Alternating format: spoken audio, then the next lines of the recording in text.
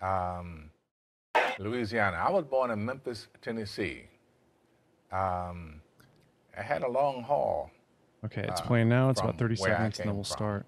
I sent you to the list. Is here. there anything on But the list here that we did I are. leave anything out that you would like to So cover? proof is in the proof of the pudding No, is I in the mean, eating, and here we really, sit at the dining those table. were But it's hard to, when Okay. you say that to some people, because they say, oh, there you go with a pull yourself up by the bootstraps thing, and, you know, you're just being respectable. Not everybody can do that.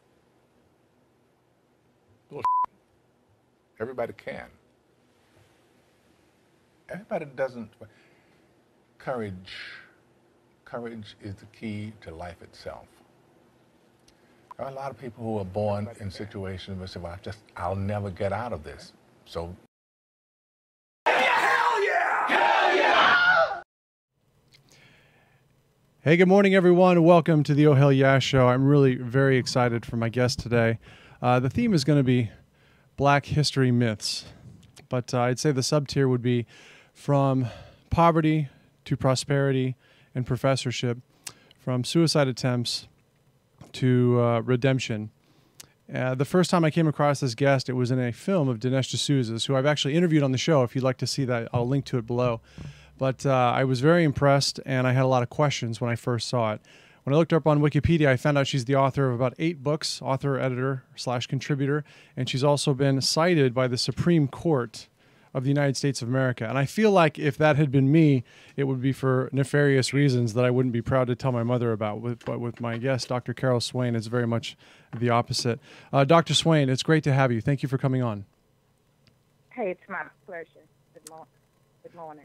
Good morning. So I've got a lot of things I want to cover in the short amount of time, but I really want to start with people who maybe are not familiar with you, with your experience as a youth. And when I hear people complain about poverty, I think to myself, you know what? I think we have a misconception or a misperception about what poverty actually is. And in one of your videos, I saw you describe your youth as extreme poverty and also one of extreme sadness. And obviously now you've come away from that. Can you give people a perspective on what poverty actually is and what it means to grow up poor? The poverty that I grew up in the rural South in Virginia, was such that there were times when my siblings and I, and there were eventually 12 of us, but during the starkest part of that poverty, about 9 of us were living in a 2-room shack. It did not have any indoor plumbing or running water. And during that time, the children slept on the kitchen floor. I can remember times that it snowed really heavily. We lived out in the country, so we actually had to stay home until the snow melted enough for us to walk to the bus stop, because it involved walking, probably a half mile or a mile to get to the highway, to stand there in the cold waiting for the bus to come. And you also talked about, oh, go ahead. And nowadays, when people talk about poverty, it's usually maybe they have 1 car instead of 2. They don't have a TV in their room. And if you look at the poverty today that we find unacceptable, it's nothing like what I grew up in. But I also want to say that there are still poor whites and poor blacks and other minorities in America who live in extreme poverty. And so poverty is still with us. The poverty that we hear the most about, though, is not the kind of poverty of, 40, 50 years ago. Sometimes usually when I'm trolling online and acting younger than my age, I throw out the line that poverty starts in the mind. And I think as I read more about your story, it becomes clear to me that this is the case. Poverty isn't necessarily a chosen condition, but it's something that can remain if you make a decision not to change anything about it. So when I listen to you tell stories about what it was like growing up with, was it 11 or 12 children in your home? We have 7 boys and 5 girls. Oh my goodness. And I think there was one thing that I heard where you actually, your father attacked your mother and you had to protect her. And at some point you made a decision in life that you were going to make some changes. and now you've gone on to become a successful professor. Take us through that journey a little bit. Well, the journey was unplanned in a lot of ways. I married at 16. I had my first child at 17. And eventually, I became very dissatisfied with my life. I always struggled with depression. And people came into my life that I would say encouraged me. In my early 20s, I got a high school equivalency. I went to a community college and got the first of 5 degrees. But before actually starting college, I worked a series of jobs. I worked as a nursing assistant in a home for the elderly. I worked in a garment factory where you were expected to make production. I worked there probably for a year, and I only made production one time. I eventually left on my own. I worked in fast food for about half a day, and I didn't last because I made the decision to quit. I was so shy that I could not call out those orders, and I would forget what people said almost instantly because I was so frightened. And so that was part of that early part of my life. But at one point, after I had done what I call, and the doctors called, suicide gestures, and they call it suicide gestures because it's seen more as a cry for help than an actual attempt to kill yourself. I would take bottles of pills, and I would call someone, and I would get rescued. One of those times, my medical doctor said, "You're intelligent, you're attractive, you can do more with your life." And I had forgotten that there was a time when I was younger that I was really smart, that even though I was missing so much school, I could go in after missing 2 weeks of school and still make an A or a B on work other people had been in school learning. And so I had forgotten that. And I would say that a series of people came to my life at different points, and they encouraged me and pointed me in the direction that eventually led to college and many degrees. But I never set out to become a university professor. I didn't know anything about being a professor. And I thought you had to be rich to go to college. You know, you mentioned something about suicide, which is, I've been reading a couple books lately about this phenomenon. And so it's interesting to hear you talk about suicide attempts. Obviously, you weren't successful, thank God. But I don't know if you've seen the stats. I'm sure you're familiar with them, that the epidemic of suicide, especially among teenage girls, is 4 or 5x what it's historically been, and it's on the rise. What can you say about those dark periods in life to people who are parents of young girls and boys who think that they might be struggling with this or who will at some point? Looking back on it now, what was the thing that carried you through that time and ensured that you got through those dark periods, overcame them, and now have obviously that's not a challenge for you anymore? I would agree with the doctors that what I was doing was a cry for help, that it was a suicide gesture, because I always told someone, or, I was always rescued. It's a very dangerous way to lead my life. But for me, when things looked dark and they looked hopeless, I had no idea that I would have a future, that I would actually, go to college. I was in my teens and then early 20s when some of that took place, but I had no idea that I had a future. And when I talk with young people that are struggling, I remind them that sometimes the people that have the greatest struggles are the ones that I would say God is going to do the most with. And there is a call on their lives. And those of us who are Christians and we believe in good and evil, I believe there's a battle over who gets to use our lives. And that part of that struggle is going through that battle. And for myself, as a small child, I can remember growing up feeling like there was something I was supposed to do. And I had a sense of seriousness. And now I would describe what I was feeling as the call on my life, because I was very serious and I just felt like that I was supposed to do something. Yet I found myself trapped in situations that seemed hopeless. I can also say that during those times I was struggling, I was not in relationship with Christ, or I was not going to a church, but that God still comforted me. And so there were many times when I was depressed, I would be comforted, and I say thank God to all the things that I thought I wanted that God said no, that I didn't get. At that time, it seemed devastating, but now I can look back and say that if I had gotten those things, it would have precluded better things that came later in my life. So I'm a bit younger. My oldest son is 8 years old, and my wife and I talk about this challenge of, there's so much importance that we place on things when you're young, especially a teenager, that doesn't matter about as soon as high school's over. But to the kids, it's life and death. So it's interesting to hear your perspective. I actually I heard a quote of someone who said that the gospel of Jesus Christ is a gospel of transformation. It takes us as men and women of the earth and refines us into men and women for the eternities. And when you talk about your purpose in life, I was hoping you could comment on something I've seen recently. I spent some time on social media, on PragerU, and there's a lot of people who go there just to troll and make trouble.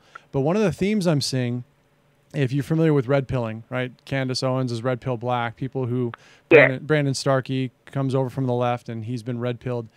A lot of them will say that they are conservative, secular conservatives, that they finally realize there's a lot of wisdom and common sense in being conservative and understanding the values that made this country great, but religion's still a bridge too far. Did you go through a period like that? And have you noticed this trend today with the youth, that they're just kind of backing away from if they accept conservatism, they're backing away from the Jesus stuff? No, I did not go through that experience. In fact, I had a Christian conversion experience, and because of that, I gradually became more and more conservative. I always saw the world differently.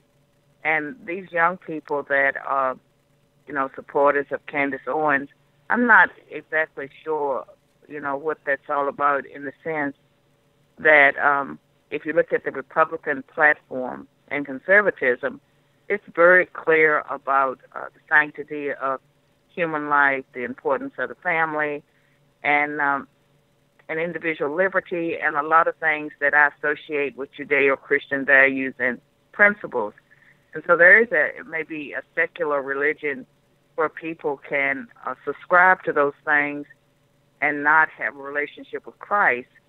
But ultimately, I think that freedom comes from that relationship with Christ, because the conservatives that are secular, they're going to be empty. There's going to be something missing in their lives. And I don't believe they will have the rootedness to withstand any kind of assault. And so it may be a trend, it may be in vogue. I'm not sure exactly what it means. If they call themselves conservative and they are not pro-life and they're not pro-family, and if they support any form of socialism, there's something wrong. They're still confused. I referenced earlier that the first time I saw you was in one of Dinesh D'Souza's movies, and I'd encourage anyone to go back and listen to the interview I did with him. And just being impressed and a little bit struck by how infrequently we see black American professors, talking about the values of the Republican Party around the Civil War, talking about the fact that the Democrats have done what I say on YouTube when I'm trolling is traded cotton for votes. And they've managed to keep the Democratic slave plantation alive.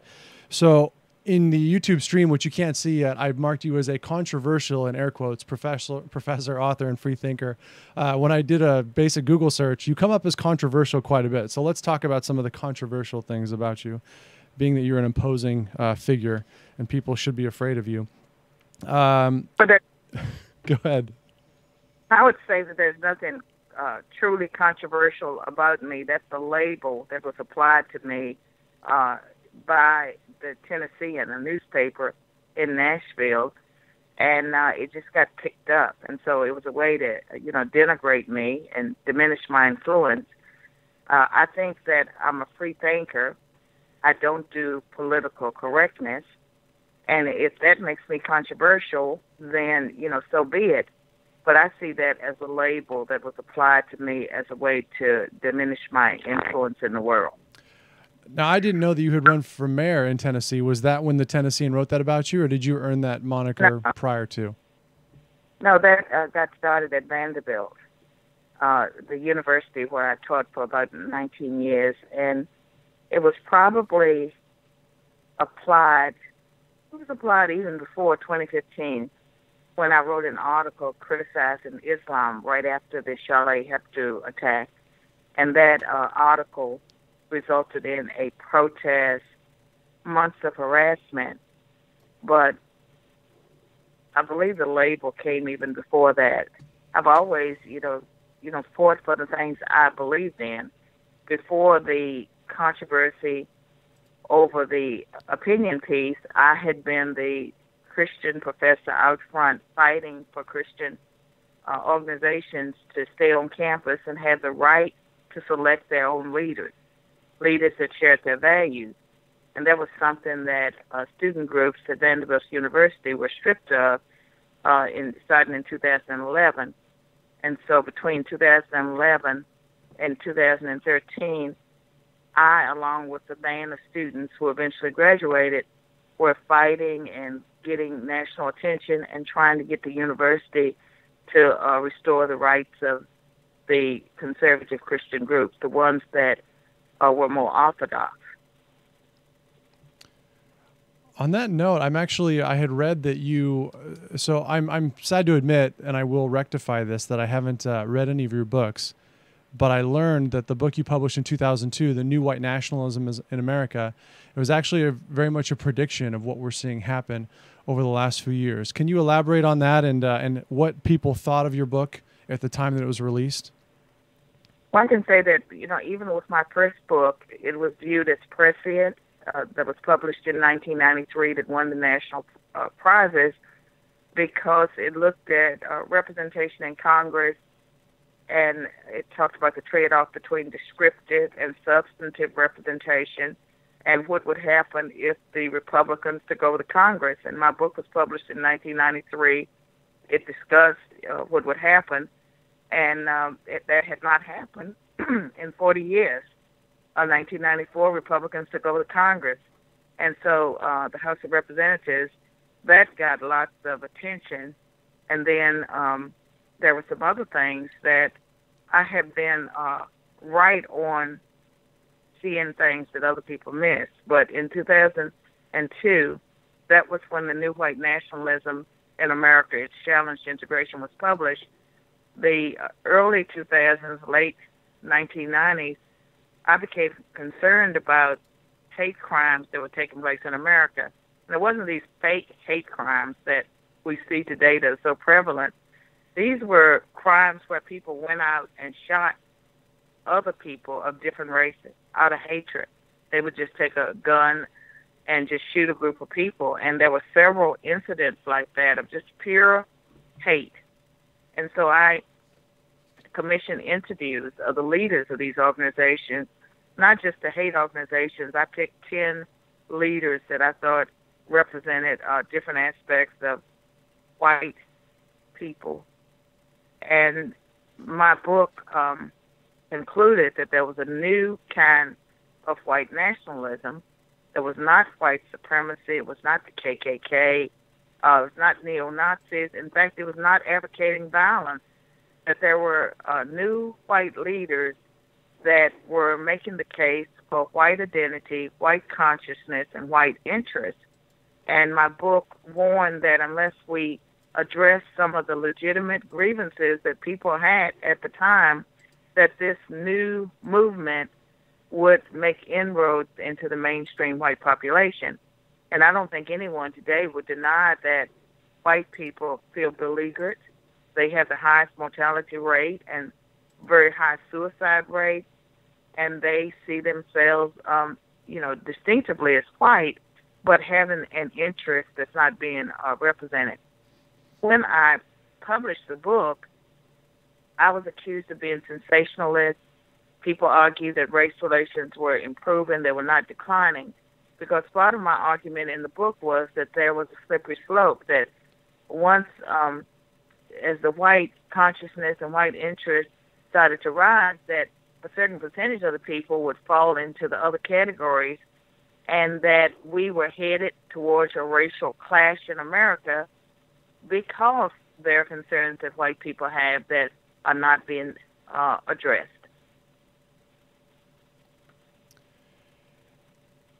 It's interesting in hearing you say that I know you've taught at Vanderbilt for quite a long time, and in doing the research, I also read that around 2015 there was a petition at Vanderbilt suggesting that you should be terminated for bigotry and that you should undergo diversity training, which is hilarious. And it's interesting. I read Jonathan Haidt's book earlier where he talks about iGen and how they all started to get to school in 2013. And now we're seeing the results of them being on college campuses and losing their minds. What prescriptions do you present either in your original book or now in your lectures and in your podcast to fix some of these problems?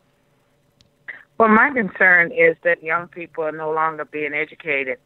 And in 2015, when I was accused of bigotry and hatred, it was because I pointed out that Islam was going to pose a problem for Americans, and that unless they, assimilated and respected our Constitution, that there would be problems ahead. And I wrote my opinion piece on January 15, 2015. It created a firestorm, but we know that we have had several high-profile incidents involving Islam since I published that article, so I was right again. But I think that on the college campuses, that the young people are being cheated out of education because they're being taught how to take offense. And there's no way you can grow intellectually unless you're exposed to different sides of issues, different sets of ideas. I find that young people come to college, they have already memorized the politically correct response for just about every major issue in society, and all they do is regurgitate, for the most part, what they have memorized since middle school. I find that the homeschool students are better educated because they do get exposed, to history and to more ideas and the Constitution. They're actually reading the original document, and that conservative students, because they're in an environment that is often hostile, they have learned how to present themselves and their ideas in a way that is much more effective than the liberal students. They don't have to get hysterical and fall out. They can quote, they can cite science, and they can make arguments. That is missing, not just from the college students, but also from the administrators and a lot of the faculty members that have been educated in such an environment. So I want to use that. It's a good segue to something I definitely want to talk about. I don't know if you've been on social media in the last 24 hours, but all they've been talking about is Mr. Jussie Smollett, who puts the emphasis on the wrong syllable on his last name. But I think Andrew Klavan had one of the best summaries by saying, look, here's a person who is playing the part of a marginalized minority, a gay black man. And he goes, he's extremely talented, very gifted individual. But we're in the day and age where there is so little racial oppression, where this person has to make up and pretend that he's experienced. He has to actually manufacture a crisis to achieve victimhood status. And I think that's the real issue today, is that we've so venerated and incentivized being a victim that people are willing to do anything, no matter how insane, to get it. So I wanted to read a quote that Walter Williams recently had, an article about Malcolm X warning that the thing he feared the most was the white liberal, and kind of piece this together, that this is how we got here.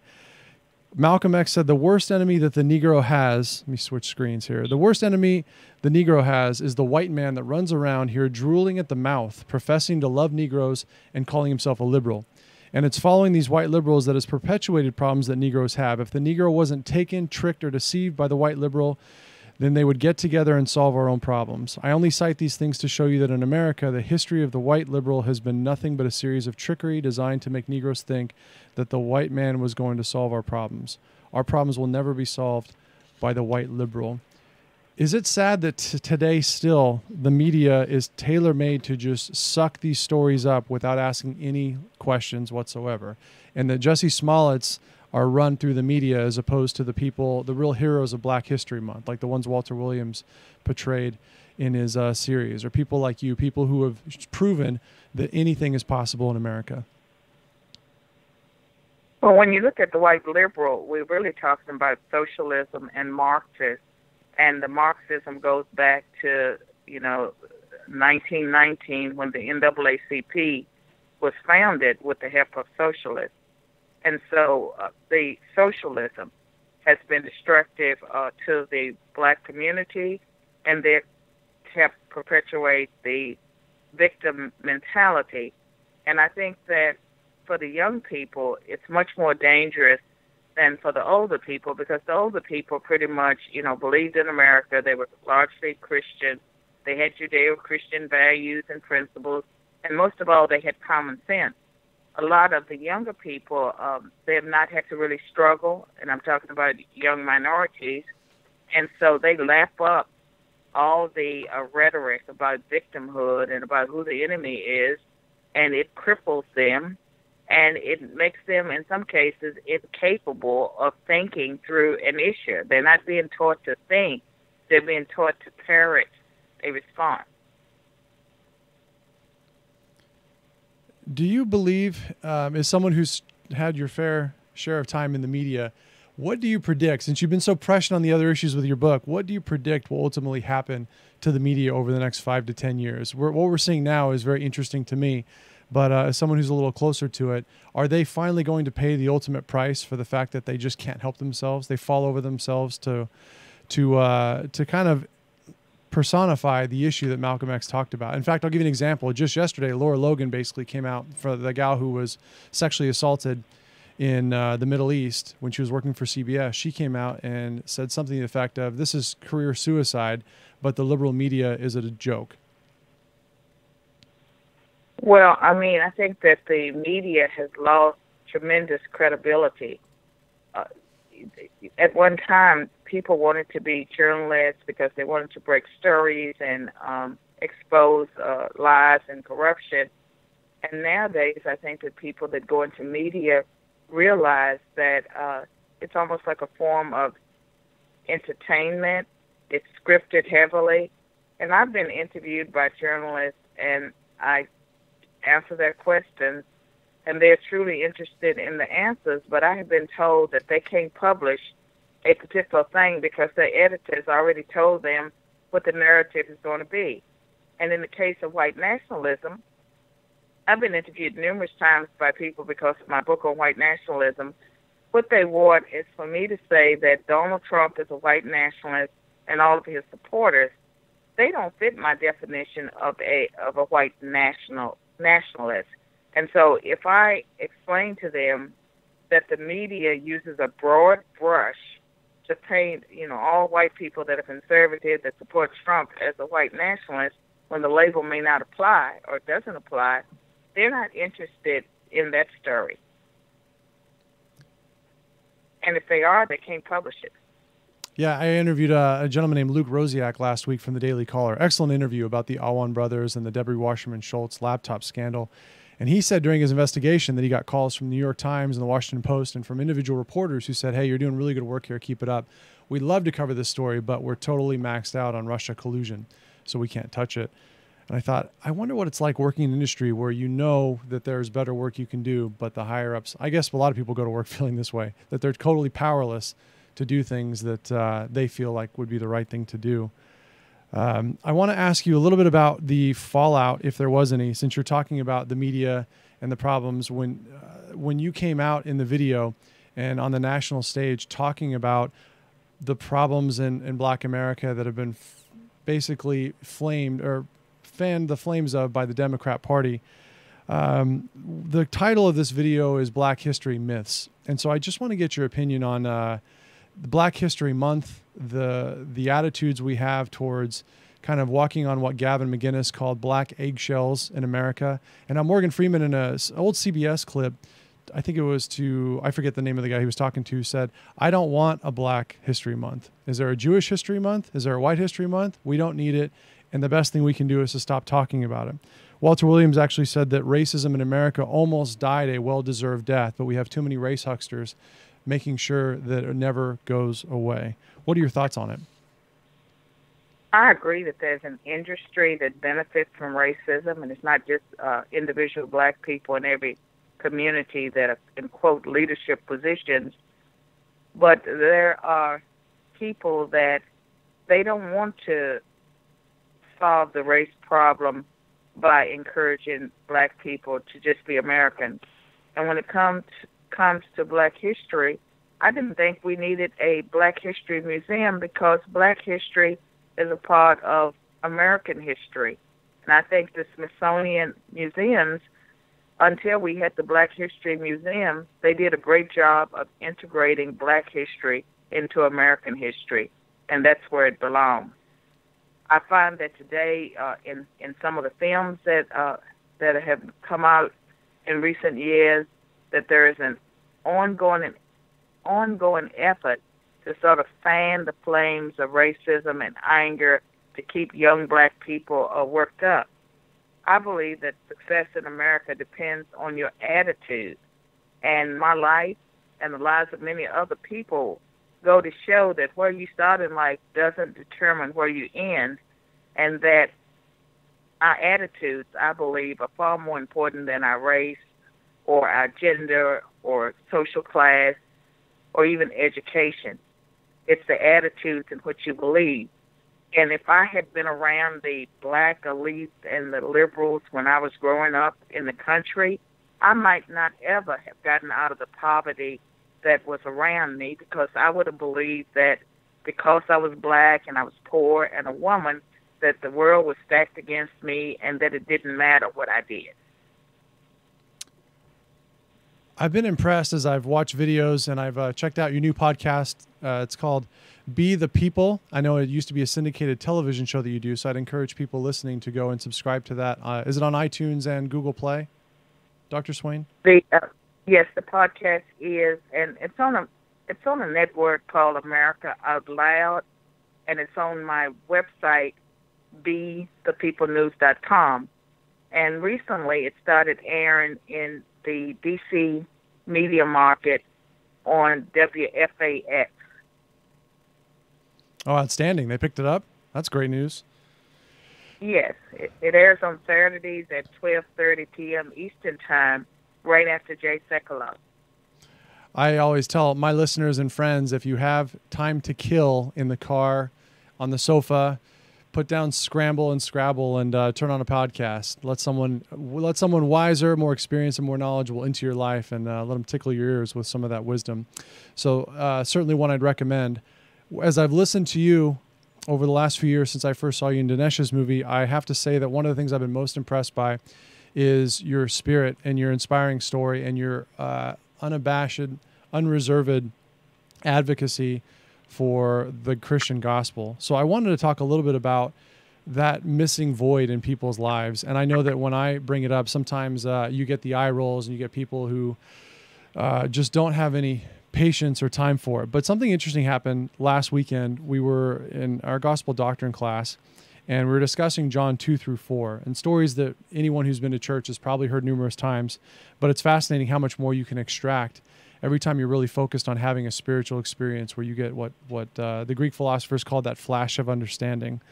And in these three short chapters, you have the miracle of the changing of water to wine, which is Christ's first documented miracle. The discussion between Christ and Nicodemus, where Nicodemus gets trolled and slapped, and it's beautiful. The healing of the nobleman's servant, Christ teaching the Samaritan woman at the well, which is an amazing story. And I was thinking about how they all really share the same general theme. The theme is transformation. And the medium is that Christ is able to communicate with people at a level they understand, at a pace they can keep up with, in a language that makes sense to them. And it really is an amazing lesson on how to tailor information specifically for a person to improve their life. I wanted to get your feedback on the transformation that's occurred throughout your lifetime because of your faith and diligence in following Christ. Well, first of all, I've not always been a Christian believer. I've always been spiritual. So I can say that even as a child, there was something spiritual about me, and I think it was reflected in the sense that I had a deep conviction that I was supposed to do something. And my mother would describe me as not like her other children. And I remember watching my family, just like I was a participant observer, and I was watching them, and they seemed strange. They seemed very different. I did not feel like I was a part of them, and I don't know what that was about, but that was a part of my childhood. And then my life was always different from my siblings. When I married at 16, I ended up buying a brand new house with my husband. And like how did a 16-year-old, end up buying a new house? I was listening to the radio. I heard them advertising about FHA 235 homes. At the time, all you needed was $300 down. And this was in 1970s, so, $300 would have been more money, but he had just gotten his tax return. We had $300. We applied. We were approved. And so I watched a brand new house, brick house, being built from the ground up. And so all of this during a time when I was not, didn't know Jesus, but I was spiritual. I was always attracted towards religion and things like, I don't know if you've heard of Edgar Cayce. He used to do these out-of-body experiences. Anything spiritual attracted me. And I did not have my Christian conversion until after I got my early tenure at Princeton. And just like going to Princeton, someone from my background, and that was my first academic job, I knew going in that I was going to get tenure early. I told people when they hired me I was going to do it in 3 years. I went up in the third year, got it in the fourth. Most people don't get it at all. But God started, as soon as I got the tenure, I was just totally disillusioned. I was depressed again, and I started the spiritual journey that took me through New Age and Eastern religions and just all kinds of things coming in. But I was always seeking, and I was always sincere, and I always knew that there was something bigger than me guiding my life, but I would not have called it Jesus Christ. I would say one God, many paths.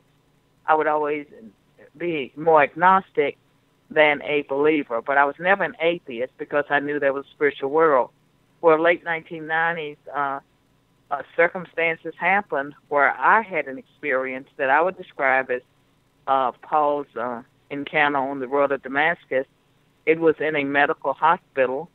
I was being treated for a physical condition, but I felt like my life played in front of me with a narrator, showing me different points of my life, and I was being asked to choose. And before going into that hospital, I'd had a Christian person witnessing to me, and I may have said the sinner's prayer. I may have walked through the prayer with her, but it didn't have any real meaning. But in that hospital, I felt like I was being asked to choose, and I knew I was unsaved. I knew I was dying, and I knew I was dying as an unsaved person. I chose Christ, but I thought I was dying. I didn't die, but my life began to change from that point. And even there, the journey was one first that I got baptized, but didn't really understand the baptism in the way that it took time to grow spiritually, because for a while I was blending New Age, Christianity, and Eastern religions, and I had the Swain religion. And it was late 1999, after I had accepted the position at Vanderbilt, that I became a devout believer. I understood the gospel message. I knew my life was not about me. God removed a lifelong fear of public speaking, and he transformed my life by giving me a voice. It is interesting when you mention you were seeking. I often refer to my listeners as truth seekers, and that's a reference to the scripture where Christ said, "Seek and you shall find, ask and you shall receive, knock and it shall be opened to you." And I think one of the scriptures that stood out to me during our reading was when Christ told Nicodemus, "If I have told you earthly things and you believe not, how shall you believe if I tell you of heavenly things?" It really is true that there is spirit, matter, and existence, and birth is a fascinating metaphor, spiritual rebirth, because birth, if you look at a small baby, it's completely helpless. It knows nothing. It has a lot of growing to do, and it can take 10, 40, 50, 80 years to actually develop the senses to understand what's occurring, and that can't happen unless the first step is taken. So I wanted to thank you, Dr. Swain. You've been an inspiration to me. I do intend to dig into your books. I'm curious which one you'd recommend to read first if I have a stack of all 8 in front of me. It depends. Like if you have children, there's a book, Abduction, How Liberalism Steals the Hearts and Minds of Our Children. I have always felt that the New White Nationalism in America was my most important book, even though it didn't win national prizes. I felt it was the most important book because of the sense of urgency that unless we turn things around in America, I believe that this identity politics that's being pushed on all sides, that it's going to lead to the total decline of America.